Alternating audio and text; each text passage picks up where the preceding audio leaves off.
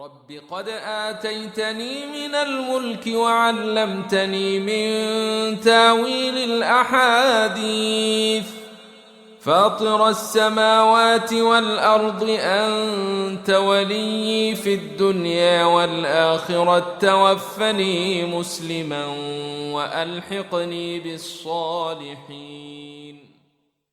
لله رب العالمين والعاقبة للمتقين ولا عدوان إلا على الظالمين، وأصلي وأسلم على نبينا محمد وعلى آله وأصحابه ومن اهتدى بهديه إلى يوم الدين.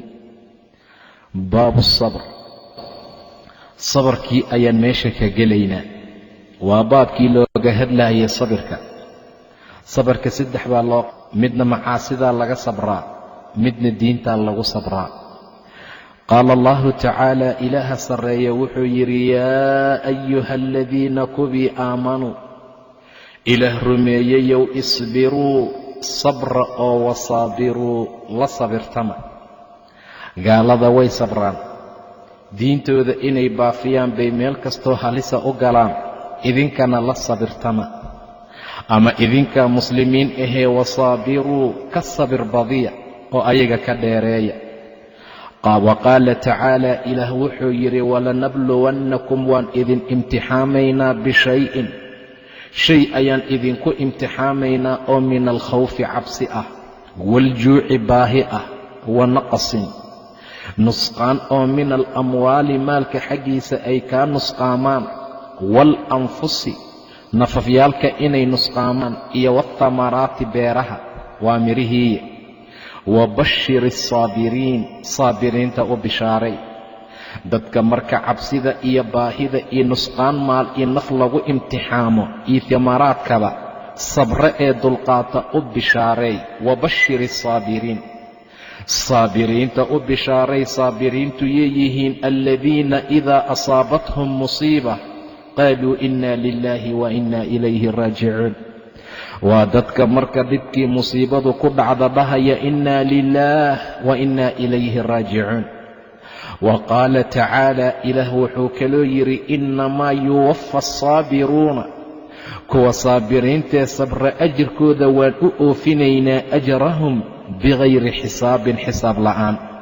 dadka sabra waxay ka mid yihiin dadka abaalgudkooda xisaab la'aanta la siiyo. innamaa in kale maahee yuwaffaa waanu oofin assaabiruuna dadka saabiriinta ah ee sabra ajrahum ajirkoodii abaalgudkooda bigayri xisaabin, xisaab la'aan ayaa markaa loo oofinayaa. wa qaala tacaala, ilaah wuxuu yidhi, walaman sabara qofkii sabra wakafara iska dhaafa dadka dhibka ay gaarsiiyeen aan aarsanin, inna daalika arrintaa sabirka iyo dhaafitaanka ayaa la min casmi alumuur, umuurta midda la goosta ah, umuur midda loo qasdo oo la doono taasaa markaa ah. wa qaala tacaala, ilaahay wuxuu yidhi, istaciinuu war kaalmaysta umuurihiina adduun iyo ta aakhiraba bialsabri waasalaat, sabir iyo salaad u kaalmaysta.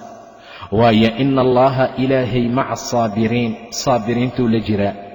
sabirka iyo salaada kaalmaysta, waayo ina allaha ilaahay maca asaabiriin, saabiriinta ayuu mici leeyahay. wa qaala tacaala, ilaah wuxuu yidhi, walanabluwannakum waannu idin jarribi oo waan idin imtixaamaynaa xataa naclama almujaahidiina, ilaa aan ogaana kuwa mujaahidiinta ah ee dagaalamayee minkum adinka idinka mid ah, iyo wasaabiriin kuwa saabiriinta ahee sabrayee diinka iyo jihaadka iyo wax ku camalfalka qur'aanka kulli ku sabrahaya, iyo kuwa aan sidaa ahayn ilaa aan kala ogaano. waalaayaat, aayaadka oo fil amri amarka tilmaamahaya bisabri, sabarka dadka amrahaya aayaadka tilmaamayay. wa bayaani fadlihi, sabirka fadligiisa caddaynta aayadaha caddaynahaya. kahiiratun way fara badan yihiin, macruufatun waana la yaqaanaa. waa kuwa iska macruuf ahoo qur'aankaad ka helaysaa.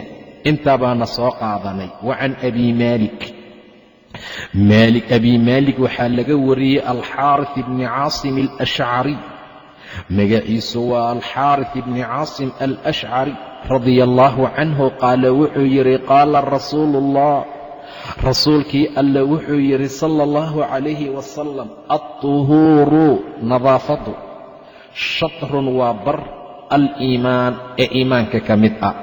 shatru liimaan, iimaanka barkii waa nadaafadda. waalxamdu lilaah, ilaahay baa mahad iska leh. kelimada alxamdu lilah la yidhaahdo tamla'u lmiisaana, miisaankay buuxinaysaa. miisaanka aakhire ee xasanaadkay kuu buuxin. alxamdu lilaah, alxamdu lilah markaad wax badan dhahdo. wa subxaana allah, ilaahay baa nasahan oo ceeb iyo nusqaantoona lahayn. waalxamdu lilaahi, ilaahay baa mahad iska leh. labadaa oo laysku daray tamla'aani waxay buuxiyaan, ow amase tamla'u kiiba wuxuu buuxinayaa maa bayna alsamaawaati waalardi, samaawaadkii arlada inta u dhaxaysa. waasalaatu nuur, salaadu waa nuur, salaadu waa iftiin. waasadaqatu, sadaqaduna burhaanun waa xujo, waxay burhaan cad u tahay inaad iimaan leedahay. qofka sadaqa ma bixin karo ilaa inuu iimaan leeyahay maahane. waasadaqatu burhaan. waalsabru, sabrkuna diyaa'un waa iftiin. waalqur'aanu, qur'aankuna xujatun, xujo ayuu laka adi kuu yahay. wuu kuu dacwoonayaa, alla ninkan ha la daayo, wuu i akhriyey, jannada ha la geliyo, wuu kuu xujoon laka adiga. aw amase calayka, dushaaduu ku yahay. oo haddaad ku dhaqmi weyso, kan qabta, cadaabka ha la geliyo, ilaahu kan naarta geey, saasuu u hadlayaa, waa ku xujayna. kullu nnaasi, naas dhammaantii iyo dad dhammaantood, yaqduu way ka lahaan. subixii mar allaala marka waagu baryo, dadka oo dhan way soo baxaan. macnaha waad aragtay, shaqaa loo kalahaa. kii dukaanla ahaa dukaankiisuu aadaya, kii xafiis fadhiya xafiiskiisuu aadaya, tagsiilaha tagsigiisuu aadaya, mudiirka xafiiskiisii buu aadaya, beeraley waxay aadayaan beerahooda. sidaa darteed naas dhammaantii wuu kii ka lahaa. fabaayicun, wuxuu baacinayaa uu iibgeynahayaa nafsahu, nafsadiisa. famuctiquhaa, wuu xorayn naftii oo cadaab buu ku xorayn intuu camal fiican sameeyo. aw muubiquhaa, ama wuu halaagayaa. xadiidku wuxuu tilmaamayaa nadaafaddu inay tahay bar iimaanka ka mid ah. alطuhuuru shadru liimaan, nadaafaddu waa qayb iimaanka ka mid ah. waxaa lagu fasiri karaa oo kale alطuhuuru, waysqaadku waa shadru liimaan, waa bar salaada ka mid ah. adoo weyse qabin haddaad tukata maba geli kartidba, laakiin markaad weyse qaadata bar salaaddii ka mid ah waay. ilaan aayad baan soo marnay salaada iimaan ku tilmaamaysa. waalxamdu lilaah, kelimada alxamdu lilah la yidhaahdo tamla'u lmiisaana, miisaanka qiyaamay buuxinaysaa. wa subxaana allah waalxamdu lilah tamla'aani, labadoodu waxay buuxiyaan marka laysku daro. aw amase tamla'u waxay buuxinaysaa, kiiba wuxuu si gooni u buuxinayaa maa bayna alsamaawaati, samaawaadka iyo waalardi inta u dhaxaysa. waasalaatu nuur, salaadu waa nuur. nuurka inta badan waa nuurka dayaxa oo kale. waa salaadu iftiin bay noqonaysaa ama nuur. waasadaqatu burhaanun, sadaqaduna waa xujo oo waxay xujo u tahay inaad iimaan leedahay. goormuu qofku wax bixiyaa? marka iimaan wax ka soo bixiyo. waxa xoolaha lagu magacaabo way adag yihiin, wayna dhib badan yihiin. sidaa darteed baa waxaa la tilmaamayaa in ilaahay subxaanahu wa tacaala uu tilmaamayaa in qofku iimaan leeyahay, yay tilmaamaysaa sadaqadu. waasabru diyaa, sabrkuna waa diyaa. diya iyo nuur. nuurka waxaa inta badan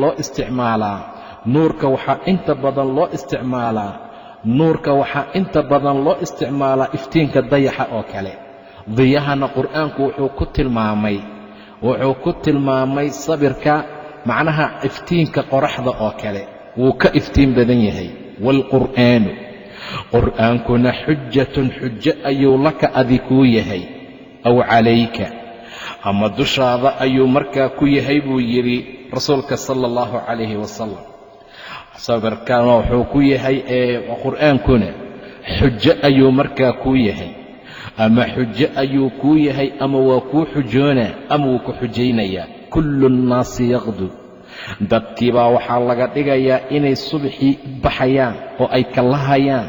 ninba naftiisuu iibgeynaya, midna naftiisuu cadaabka ka xoraynaya oo kalahitaanka uu kalahay khayr iyo wanaag buu samayn. aw muubiquhaa, ama waa halaagayaa oo intuu macaasi iyo dembi iyo xumaan galo yuusaa ku halaagayaa. rawaahu muslim. wa can abi saciid sacad bin maalik bin sinaan alqudriyi radia allaahu canhuma anna naasan, dad oo min alansaari reer ansaareed ahaa ayaa sa'aluu, waxay su'aasheen rasuula allahi sala allahu calayhi wasalam. waxbay weydiisteen, rasuulkii allow nacaawi, rasuulkii allow waxna sii, waxbay weydiisteen. fa acطaahum waa uu siiyey. uma haddana sa'aluuhu way weydiisteen, fa acطaahum waa siiyey. xataa intii bay weydiisteen nebigana uu bixiyey, nafida ay go'een maa cindahu waxa agtiisa ahaa. deeqsisanaa sala allahu calayh wasalam, ilaa wixii jeebkiisa ku jiray ay go'een ayuu nebigu siiyey, ayaguna weydiiyeen, nebigu bixiyey, ay weydiiyeen. xataa nafida ilaa ay dhammaadeen maa cindahu wixii agtiisa ahaa. faqaala lahu, markaasuu darsi siiyey nebiga sala allahu calayhi wasalam. darsi ayuu markii dambe siiyey, cashar ayuu u dhigo wuxuu ku yidhi, xiina anfaqa, markuu nafaqeeyey, kulla shayin, wax walba uu bixiyey oo biyadihi gacantiisa ku jira, wuxuu yidhi, maa yakun cindii, maa shaygii yakun ahaada cindii agtayda oo min khayrin khayr ah, waa xoolee, falan addakhirahu, idinka kaydsan maayo. wax allaala wixii wax aan haayo oo jeebkaygaba ku jiro idinka dibdhigan maayo. cankum xaggiina waan idin siin, wax kale xataa haddaan hayn lahaa waa idin siin lahaa. laakiin dhegaysta casharka. waman yastacfif, qofkii is-ilaaliya, qofkii isdhowra, baryada iyo tuugsiga dadka qofkii iska ilaaliya, yucifuhu allah, ilaahay baa ilaalinaya subxaana wa tacaala. ilaahay ayaa ilaalinaya qof allaala qofkii is-ilaaliya, baryaha dadka iska ilaaliya, yucifahu allaahu, ilaahay baa cafinaya subxaana wa tacaala. macnaha wuxuu ku kaaftoomo uu ummadda dadka uu isaga ilaaliyo yuu ilaahay siin subxaana wa tacaala. waman yastagni, qofkii iska kaafiya, iska deeqiya oo dadka waxa gacantooda ku jira ka kaaftoomo iska deeqiya, yugnihi allaahu, ilaahay baa deeqiya asagana. wuxuu dadka kaga kaaftoomo kaga deeqtoonaado yuu ilaahay siiyaa. waman yatasabar, qofkii isi sabar geliya oo sabirka ku dadaala, yusabirhu allaahu, ilaahay baa sabir geliya subxaana wa tacaala. qof allaala qofkii sabir ku dadaala oo isi sabriya, wuxuu ku sabruu ilaahay siiya subxaana wa tacaala. wamaa ucطiya, lama siiyo axadun axad cataa'an siismo khayran ka khayr badan, wa awsaca, kana waasictinimo badan oo ka salballaaran oo ka gun weyn, min asabri, sabarka xaggii. muttafaqun calayhi. qofka lama siiyo shay ka khayr badan kana waasictinimo badan sabirka. sabir haddii lagu siiyo adduuni aakhira gacanta laguu geliye. sabir haddii lagugu arsuqo khayr iyo wanaag baad adduunka ku gaartay. wa can abi yaxya suhayb bin sinaan radia allaahu canhu qaala, wuxuu yidhi, qaala rasuulu ullah, rasuulkii ilaahay wuxuu yidhi sala allahu calayhi wasalama, cajaban, waxaa la yaab leh, waxaa wax lala yaabo mudan, liamri lmu'min, qofka mu'minkaa amarkiisa. qofka mu'minkaa amarkiisa waa wax cajiib leh. inna amrahu, amarkiisu waa qofka mu'minka ahee, kullahu dhammaantii, lahu asaga khayrun, khayr buu u yahay. amarkiisa oo dhan waa u khayr. walaysa uma ahaanin daalika, arrintaa oo qof amarkiisaoo dhan khayr noqda ma jiro, liaxadin ilaa lilmu'mini, qofka mu'minka maahane. qof arrintiisa iyo xaalad kasta uu ku sugan yahay khayr ah ma jira ilaa mu'minka maahane. waayo in asaabathu hadday asiibtay ku dhacdo saraa'u farxad, wax fiican, khayr buu helay, xoolo buu helay, nimcuu helay, xaalad farxadeed, shakara wuu shukrinayaa. alshukr joojin maayo. fakaana khayran lahu, khayr bay u ahaanaysaa, khayr bay markaa u ahaanaysaa. wa in asaabathu hadday asiibto daraa'u dhibaato, ila imtixaana socdee adduunka marna dhib baa ku soo mara marna dheefe. hadday darro asiibto sabara, wuu sabrahayaa. fakaana khayran lahu, khayr bay u noqonaysaa taana. rawaahu muslim baa xadiidkaa wariyey.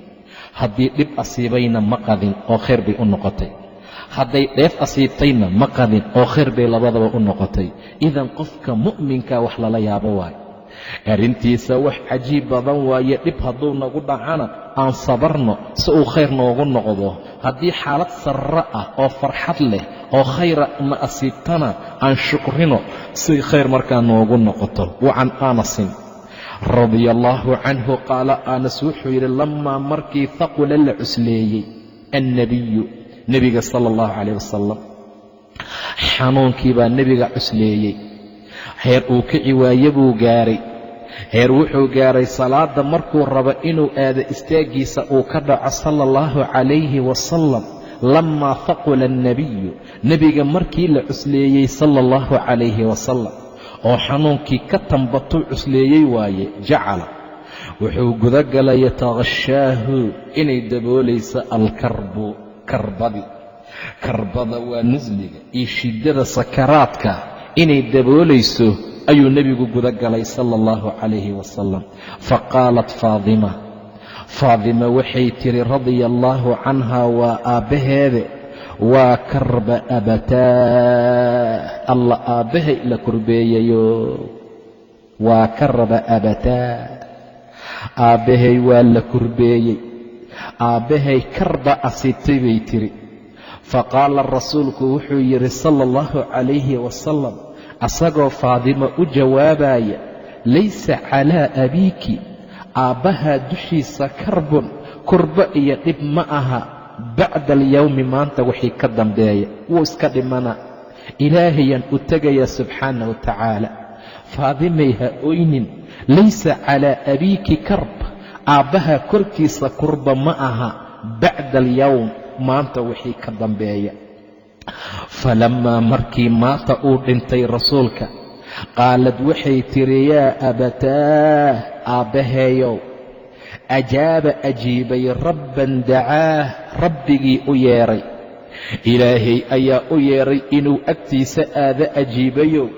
yaa abataah, aabbaheeyow, jannatu lfirdowsi, firdowse jannadeeda ama jannadii firdowsa, ma'waahu, hoyadkiisii ahaydow. yaa abataah, aabbahay, oo ilaa jibriila, jibriil xaggiisa, nancaahu, aan u khabargeeriyaadkiisa u sheegaynayo. ilan waa saaxiibkii ayaan u sheegaynaa oo jibriil ah. yaa abataahu ilaa jibriila, jibriil intii ka ah, nancaahu, aan uga tacsiyo gudaynay oo aan geeridiisii u sheegaynayo. kelimooyinka ayay ku hadashay faadima. falammaa markii dufina la aasay oo la duugay nebiga, qaalat faadima waxay tiri radia allaahu canhaa, ilaahay ha ka raadi noqdee, ayadoo la hadlaysa anas, ataabat anfusukum, nafafyaalkiina ma idinla fiicnaatay? ataabat, ma waxay idin dhiib noqotay anfusakum, nafafyaalkiina, anfusukum, an taxthuu, inaad ku gurtaan ood ku shubtaan calaa rasuuliillaahi, rasuulka alle sala allahu calayh wasalam dushiisa, atturaaba, ciidda. rawaahu albukhaariyu baa xadiidkaa wariyey. war qalbi adkidiina, maxaa idinku dhacay ragow? ma waxay naftiinnu idinla dhiib noqotay, idinla fiicnaatay inaad nebi moxamed carro ku shubtaan sala allahu calayhi wasalam? anas ayay saa si toosa u tiri. aanasna arrintaasaa noqotee, annagu nafteenna xataa tiib kuma ahayn buu u jawaabay. rasuulka sala allahu calayhi wasalam xanuunkii ayaa koray, wouna ku sabray. faadima radiallaahu canha calaacal yar bay gashay. waxaad arkaysaa waxoogaa inay hadlayso oo aynan ka muuqan waxoogaa sabir ah, laakiin wax dhibaataa kuma jirto. inta ay sheegto dhanba waa shay markaa xaqiiqo ah. wa can abi zayd waa usaamata bin zayd bin xaarifa mowlaa rasuuliillaah, rasuulka mowlihiisii ahaa oo nebigaa xoreeyey sala allahu calayhi wasalam. wa xibbihi kii uu jeclaa ahaa, wabni xibbihi kii uu jeclaa inankiisana ahaa radia allaahu canhuma. zayd iyo usaamada ilaahay ha ka raadi noqdee, nebiga kii uu jeclaa iyo kii uu jeclaa inankiisii ahaa ayaa laga warinayaa. waa usaama ibnu zayd. qaala wuxuu yidhi arsalad way dirtay bintunnebiy, nebiga gabadhiisa sala allahu calayhi wasalam ayaa adeeg dirtay. rasuul bay dirtay, erge ayay rasuulka u dirtoo waxay tidhi inna bnii canugaygii qad ixtudira waa lagu soo xaadiraye fashhadnaa noo kaalay. rasuulka intaad iigu tagtaan, canugii ani aan dhalaa sakaraadkii maydka ku jiree ha noo yimaado. saasay markaa tidhi. gabadhan waxaa lagu fasiraa inay zaynab ahayd. zaynab baa cunug yar ay dhashay ka sakaraaday.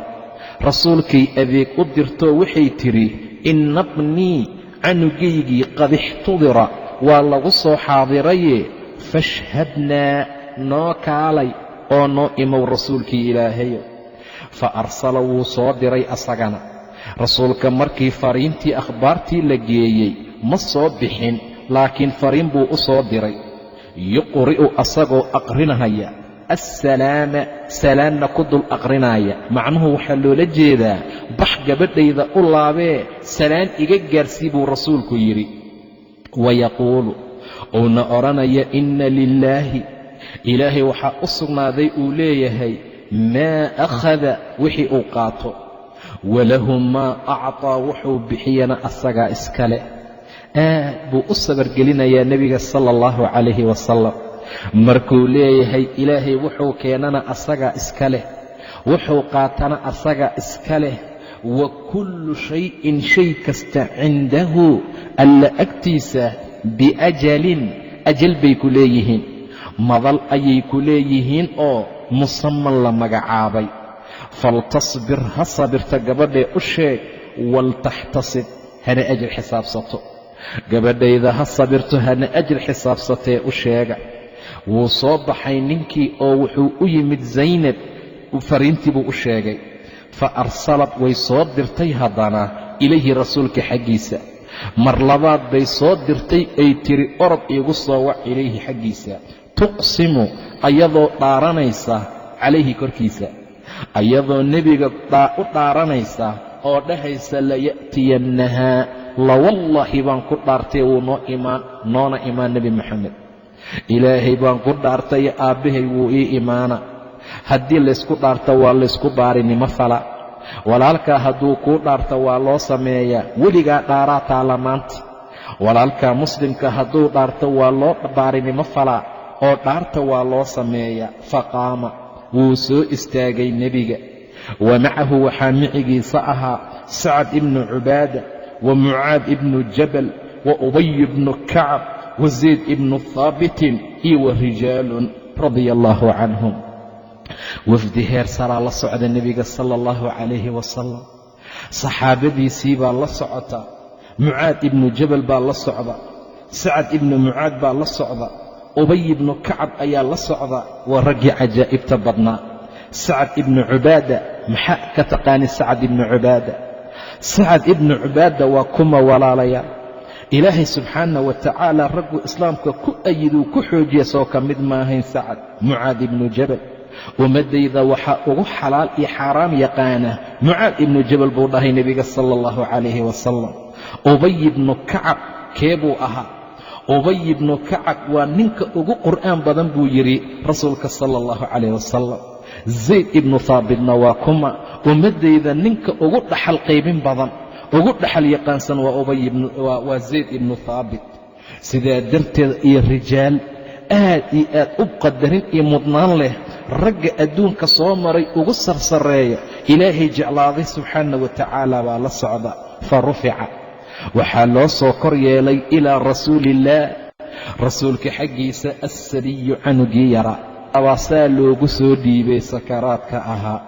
fa aqcadahu wuxuu ku fadhiisiiyey fii xijrihi jilbihiisa, wa nafsuhu wiilka nafsadiisuna taqacqacu way qacqaclaynaysay.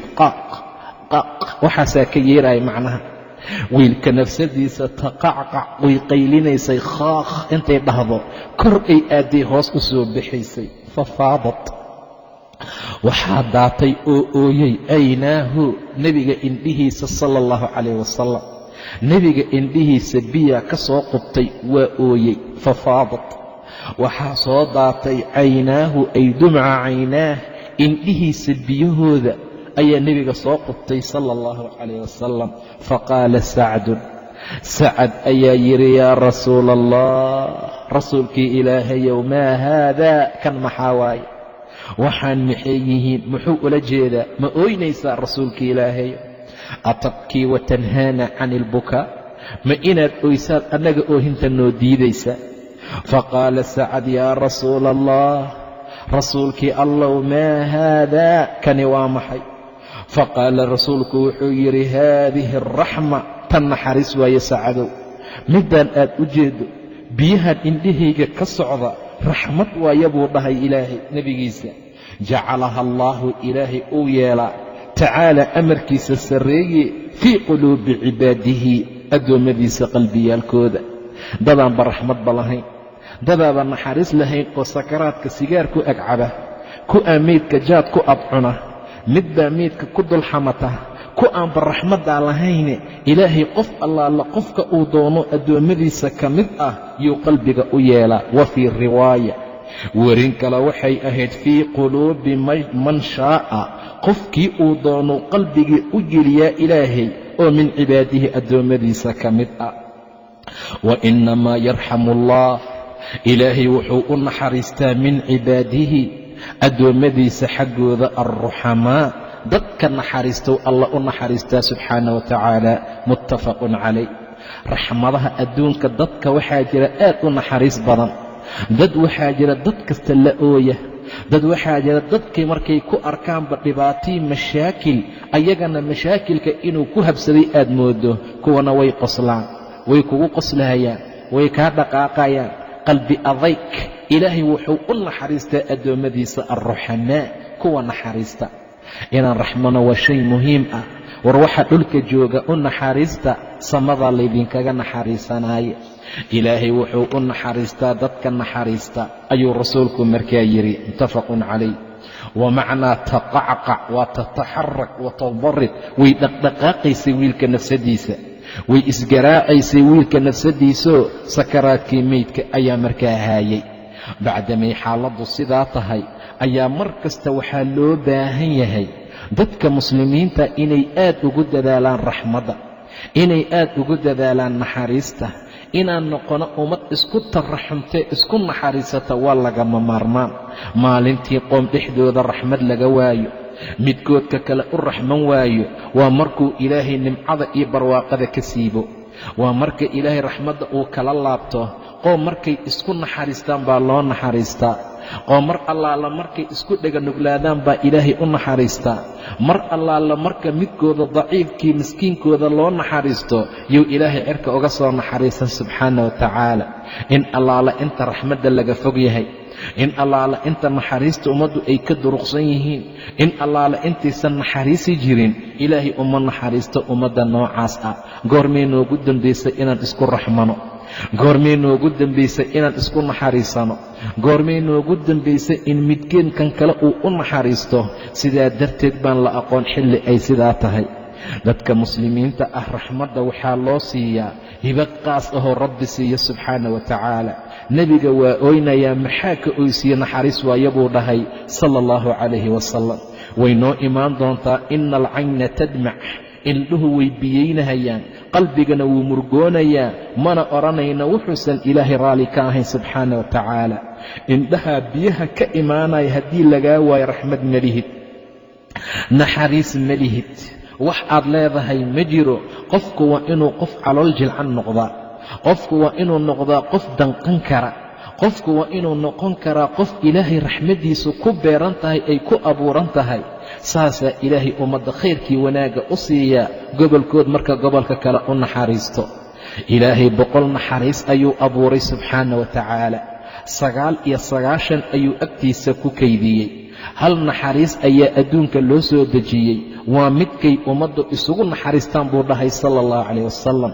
ilaa aad aragto faraska inuu lugtiisa kor u qaadayo, markuu saa u taagan yahay hal lug buu kor u haayaa, asagoo ka cabsanaya inuu ku asiibo ama uu ku istaago canugiisa. raxmad waaye. shimbirku waad aragtay canugiisa ka qabo, maantoo dhan kaa agtegi maayo, maantoo dhan kaa agfogaan maayo, maantoo dhan wuu kugu soo baalkiisuu kugu soo harinayaa.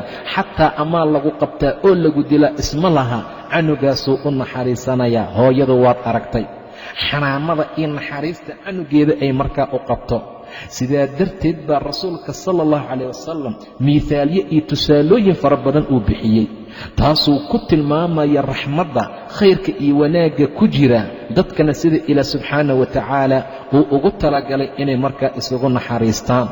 canuga yariiska ah ee hooyadu markaa ay dhashay, intuu asagu xanuunsan lahaa waxay jeceshahay inay ayadu xanuunsato, intuu asagu baahan lahaa waxay jeceshahay inay ayadu baahato, intuu asagu soo jeedi lahaa waxay jeceshahay inay ayadu soo jeedo. 20 mar bay intay soo kacdo mar kasta saa u fiirinaysa. canuga dariska ka ooyakeeday moodaa, canuga dariska ka ooyakeeday moodaa. habeenku markuu qaylinaayo ama uu oynayin hurdo ka soo dhicin, ma seexata ilaa uu seexdo, ma cunto ilaa ay cunto, ma dherag ilaa uu cuno, ma dheragto ilaa uu dhergo, ma ciyaarto ilaa uu ciyaaro. mar kasta ay uu ciyaaro way ku faraxdaa, xataa hadday jiran tahay. mar allaala markii uu xanuunsan yahay, xataa hadday caafimaad qabto way xanuunsanaysaa. waa raxmad ilaahay qalbiga u geliya subxaana wa tacaala. sidaa darteed ayaa nebiga waxaa noo imaan doonta inuu intuu salaad galo uu damca inuu dheereeyo. waxaan maqlayaa buu yidhi canug yar oohintiisa, markaasaan salaadda soo gaabina, markaasaan salaadda soo yaraynayaa anigoo ka cabsanaya inay hooyadii ku fidnowdo sala allahu calayhi wasalam. haddaba xadiidku wuxuu noo tilmaamayaa bayaan cadna u yahay sabirka in aad loogu dadaalo. sidaa darteed naxariis in la yeesho, in ilaahay subxaanahu wa tacaala loogu sabro. haddii dad ay noo dhaartaanna weligaa dhaara inaanan dhihine aan markaa u baarinimo falno. waayo gabadhu markay tiri laya'tiyannaha oo ay ula jeeda ilaahay baan ku dhaartay aabba wuu ii imaanayaa, nebigu fadhi uma oolin.